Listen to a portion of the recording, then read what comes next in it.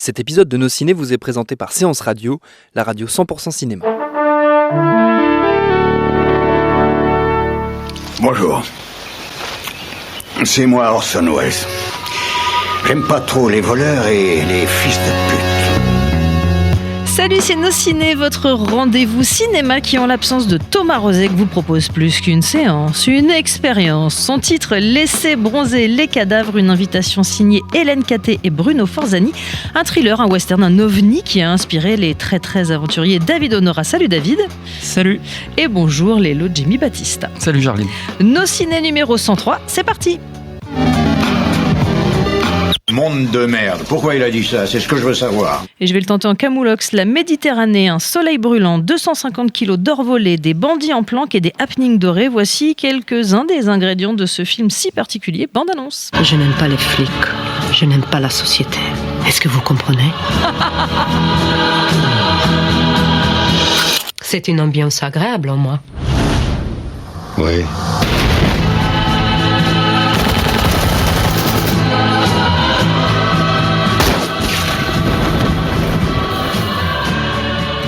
Pour définir ce laisser bronzer les cadavres, le terme expérience vous semble-t-il adéquat, David? Oui, expérience, c'est même pas très loin d'expérimental. En tout cas, c'est de là que viennent ce duo de réalisateurs, un réalisateur et une réalisatrice, qui avait fait un premier film assez remarqué, qui s'appelle La Mer, et qui était presque un film expérimental, très inspiré du giallo et de tout un cinéma des années 70, qui est un cinéma un peu entre le cinéma horrifique et le cinéma érotique. Et, qui est une inspiration qu'on retrouve aussi dans celui-là. Et qu'on retrouve clairement dans celui-là, qui toutefois est un petit peu moins expérimental et a un vrai récit avec des dialogues, avec tout ça. Et malgré tout, il y a un petit système de sélection sur tout le pré-générique. Moi, j'ai vu le film en salle au Hall avec un public. Et il y a quand même 3-4 personnes qui sont sorties au bout de 10 minutes en se disant qu'est-ce qu'on est allé voir. Donc c'est un film qu'il faut aborder le cœur ouvert, parce que c'est vraiment pas quelque chose qu'on a l'habitude de voir au cinéma, donc le terme ovni n'est pas usurpé, et qui en même temps, moi je trouve, est très intéressant d'un point de vue esthétique, d'une part sur le travail du son qui est pour moi assez exceptionnel. Parce que faut l'accueillir le cœur ouvert, les yeux ouverts et les oreilles ouvertes. Exactement. Aussi, c'est très spécial. Ouais. Et le deuxième truc, c'est visuel. Il y a énormément de travail et de recherche sur les raccords, notamment, il y a plein d'idées. Je sais pas, un échange entre deux personnages de part et d'autre d'une table avec des raccords très rapides où on se rapproche de plus en plus du visage des personnages. Il y a des choses qui sont imaginées un peu tout le long du film, et c'est on suit cette histoire, donc qui est l'histoire d'un braquage, un braco très violent d'un fourgon plein de lingots d'or, et les brigands vont se cacher dans une petite ruine dans la Méditerranée, et vont attendre en gros que la police débarque, et ensuite on vit un long siège avec des coups de feu dans tous les sens. Et des happenings. Et tu disais des happenings dorés, c'est même Euro doré. Je ne sais pas si le tag existe. C'est assez mémorable, mais qui implique de l'or et du pipi. Voilà. Est-ce que de l'or et du pipi, ça fait une bonne recette pour un bon film, alors, Jimmy? Non, mais moi, avant même de voir le film, c'était déjà assez excitant comme projet de toute façon, parce que ça reposait quand même sur deux défis, on va dire, assez importants. C'est-à-dire, le premier, c'était quand même d'adapter Manchette, qui est un auteur qui est quand même très très difficile à adapter, puisque c'est un styliste en fait. C'est pas quelqu'un qui va en parler de Stephen King il n'y a pas si longtemps, dans 2-3 émissions en arrière. C'est pas la même chose. Stephen King, c'est des situations, des ambiances. Là, c'est vraiment un style particulier, c'est une écriture, ça passe pas souvent à la tête des personnages. Donc là, c'était un peu le premier défi, parce qu'en plus tous les films, les adaptations adaptations de Manchette ont été à peu près ratées, que ce soit 3 hommes à abattre, Nada, etc. Et là, les fans de Manchette sont très contents. Hein, oui, parce que bon, après, c'est aussi un des bouquins peut-être les plus simples à adapter dans le sens où il y avait vraiment une histoire. Enfin, c'était assez, on va dire, minimaliste. Et puis le deuxième, on va dire, deuxième défi, c'était que Hélène Catet et Bruno Forzani puissent faire un film finalement moins expérimental, tout en gardant le côté assez radical, assez jusqu'au boutiste qu'ils avaient dans Amer et l'étrange couleur des larmes de ton corps, le deuxième film, qui sont très bien, mais je peux comprendre que les gens n'aiment pas ou trouvent ça trop hermétique, parce que si on n'a pas un peu les références du giallo, du cinéma italien, on est un peu perdu, quoi. Alors que là, ça passe assez facilement. Ça, c'est une vraie question. Ouais. C'est un film qui est ultra référencé. Est-ce que justement, si ces références-là, on les connaît mal ou on les a pas du tout, est-ce que c'est pas un peu confusant? Non, alors moi je trouve pas. Bon, après je les ai, donc c'est facile de dire ça aussi, mais j'ai pas trouvé justement. J'ai regardé le film en pensant vraiment à ça, parce que sur les précédents, je me disais, mais les gens qui n'ont pas vu des films d'un tel ou un tel vont rien comprendre, quoi. Et enfin, même quand on les a vus, on comprend pas de toute façon, mais c'est vraiment un truc de référence d'univers.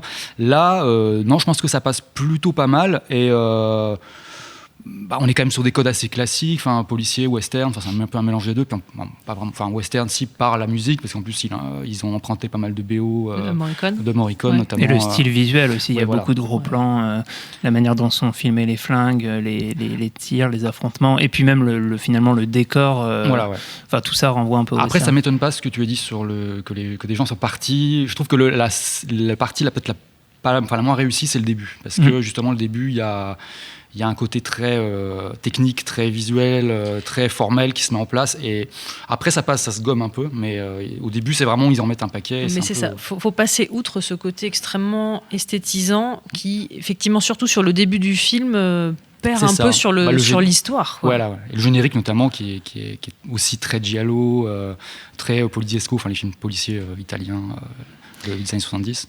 Oui, ça opère un peu un travail de sélection, on va dire. En fait, ce qui est quand même intéressant, c'est quand on parle de cinéma expérimental, c'est justement ce que produit ce travail d'expérience. C'est-à-dire que parfois, en collant des bouts de film, en collant des images, et une grosse partie de l'aspect expérimental est sur le montage, ça donne des idées, ou ça donne à voir des manières de raconter visuellement quelque chose qu'on n'a pas forcément déjà vu. Et je trouve que le film est très riche de ce genre de choses. Et du coup, on reste, à mon sens, même sans avoir les références, en fait, emporté par l'ambiance et par la foule de petites choses, de petites idées qu'on va trouver. C'est vrai que sur le son, il y a vraiment un truc, parce que je pense que aussi c'est un film qu'il faut dire aux gens d'aller voir en salle et de pas attendre de choper un rip dégueulasse. C'est assez plus compliqué sur une télé. Voilà, parce que là, le son, effectivement, moi ce que j'ai aimé, c'est un peu le film, c'est un peu l'anti John Wick, quoi. C'est John Wick, il y a 10 000 personnes se font tuer de manière complètement cartoon, jeu vidéo, et là, chaque balle pèse vraiment 3 tonnes, quoi. C'est vraiment. Et on l'accompagne. Voilà, c'est ça. Et donc ça, c'est un truc que j'avais vachement aimé. Après, il y a un côté aussi où les gens peuvent se retrouver, qui est le casting aussi, quoi, parce que ils ont quand même fait leur truc pour parler à toute une génération de cinéphiles, assez large d'ailleurs, quoi. Et Bernie Bonvoisin, voilà, chanteur de Trost, qui d'ailleurs racontait, alors ce qui va dans le côté expérimental et le travail de montage, qu'en fait pour certaines scènes, ils ont demandé, les deux réalisateurs, d'abord d'enregistrer les dialogues. Et en fait, ils ont filmé les scènes ensuite. C'est-à-dire que même le travail de dialogue et d'image se sont faits en séparé. Ouais, et puis dans la démarche, il y a un petit côté dandy, en fait, qu'on retrouve même dans tout ce qui entoure le film. Par exemple, si vous regardez l'affiche du film, elle est vraiment... c'est pas du tout dans le style des affiches contemporaines. Elle est vraiment magnifique. Il y a un très, très gros travail graphique et qui en plus, est dans la lignée de ce qu'ils ont fait sur leurs précédents films. Même dans le titre, il y a quelque chose qui est clairement en fait en marge du gros du cinéma commercial actuel, et à la fois ça peut peut-être rebuter certains, à la fois c'est aussi une respiration, c'est-à-dire que régulièrement dans nos cinés on crache sur les innombrables remakes ou les sagas à non plus finir. C'est intéressant de parfois aller voir un peu ailleurs et de voir des initiatives intéressantes. Tout est très différent et en même temps, le film, la comparaison est revenue plusieurs fois, on lui prête des vertus tarantinesques. Est-ce que c'est une hérésie ?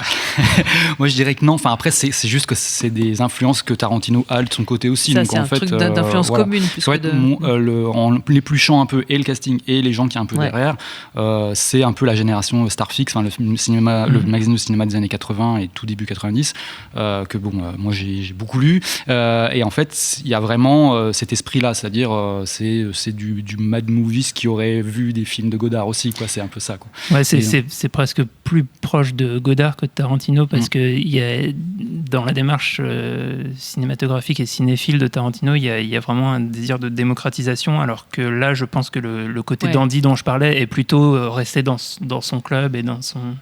Enfin voilà, je comprends que la démarche n'est pas d'aller séduire tous les cinéphiles du monde entier, mais plutôt de rester dans une petite chapelle qui est très bien comme elle est. Pourquoi pas. Ouais, mais c'est ça, c'est pas grave. On n'est pas obligé de faire du cinéma pour tout le monde. Ouais, voilà. Puis après, il y a toujours des petites références. Voilà, on est très peu nombreux à avoir reconnu. Non, personne l'a reconnu, mais tout le monde sait qu'elle joue dans le film. Il y a Marilyn Jess, qui est une actrice du X français qui est hyper connue, qui est un peu le double maléfique de. Oui, qui est la Dame Borgne. Ça, ouais. Qui est un peu le double maléfique de Brigitte Lahaie, quoi, dans le porno, quoi. Mais c'est que des petits trucs comme ça, des petits, ou Stéphane Ferrara qui joue le braqueur, le chef des braqueurs, qui est quand même un type qui a joué dans des polars dans les années 80 qui sont assez gratinés, quoi. Notamment je sais le titre, La Nuit du Risque, un polar de droite financé par le RPR. Je vous recommande. C'est conceptuel. Et il y a un vrai travail sur le corps, qu'il soit féminin, masculin, abîmé, magnifié, torturé par moments. C'était déjà le cas dans les deux premiers, un peu. C'est-à-dire il y avait un truc. Bon là, je sais que je me souviens parce que je l'ai déjà vu un petit moment le film pour le coup, mais d'histoire sur tout ce qui était carcasse de poulet, d'animal, qui était assez, qui revenait un peu en leitmotiv, quoi. Et une scène de semi-bondage un peu étrange. Oui, voilà aussi. Ouais. Bon, et puis il y a Bernie Bonvoisin à poil pendant 80% du film. C'est pas le meilleur argument de vente, je pense. Mais voilà. Ça dépend, David. Je sais pas, tous les goûts sont dans la nature, mais ça me rappelle cette histoire d'animaux aussi. Voilà, un type d'idée visuelle que je trouve très intéressante. On est donc dans un décor, une ruine en haut d'une colline au bord de la Méditerranée, et une des questions quand on filme une scène de siège, de braquage avec des personnages qui sont positionnés à certains endroits du décor, c'est très important de réfléchir au découpage pour qu'on comprenne bien les enjeux et où situe l'action. Et en fait, ils utilisent des inserts qui en fait sont des petites fourmis qu'on voit sur une photo aérienne de la zone du décor.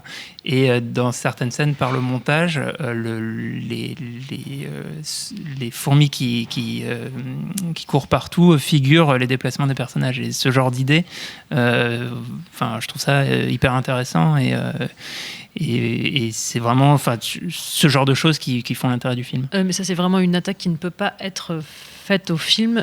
Ça fourmille d'idées, c'est-à-dire de tous les plans, de tous les même des fois sur les dialogues qui semblent un peu déconnectés, un peu improbables. C'est le fameux la scène dont tu parlais tout à l'heure sur au bout de la table. Il y a vraiment un côté genre on ne sait pas d'où ça sort, quoi. C'est les gens, forcément, des gens qui sont pas habitués à ce genre de prise de risque, quoi, vont trouver que c'est un peu mal joué ou un peu un peu théâtralisé, je sais pas, quoi. Mais ça, c'est voilà. On va facilement dans l'outrance. C'est ça, ouais, exactement. Visuel.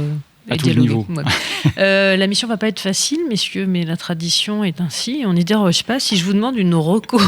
Alors, c'est vrai qu'après laisser bronzer les cadavres, c'est un peu spécial.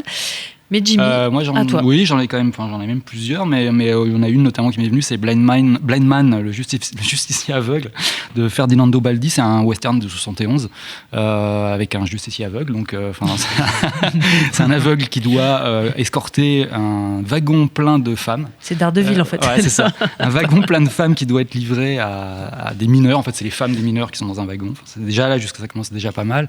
Et en fait, le wagon se fait détourner par Ringo Starr, voilà, qui veut en faire des prostituées, voilà. Et donc on a donc un aveugle qui court après Ringo Starr pour récupérer un camion plein de nanas qui savent pas si elles sont mariées avec des mineurs ou prostituées.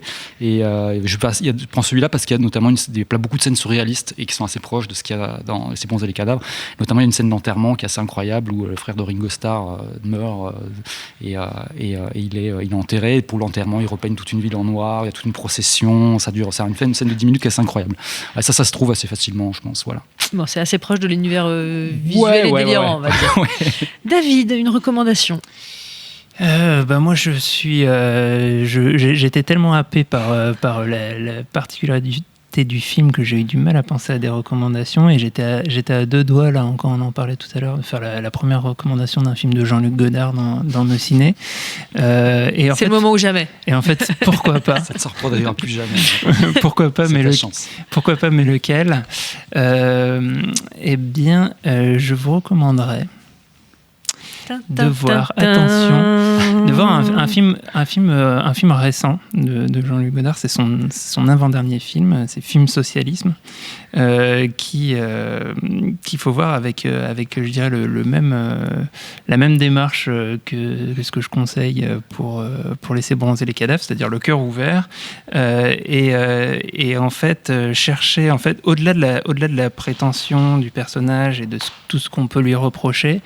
Il y a quelque chose qui m'a toujours fasciné dans sa filmographie, c'est sa capacité toujours à un moment à attraper quelque chose de totalement désarmant. Et c'est quelque chose que je retrouve dans tous ses films. Et il y a une scène dans Film Socialisme qui est sur le pont de ce bateau de croisière qui a plus tard coulé.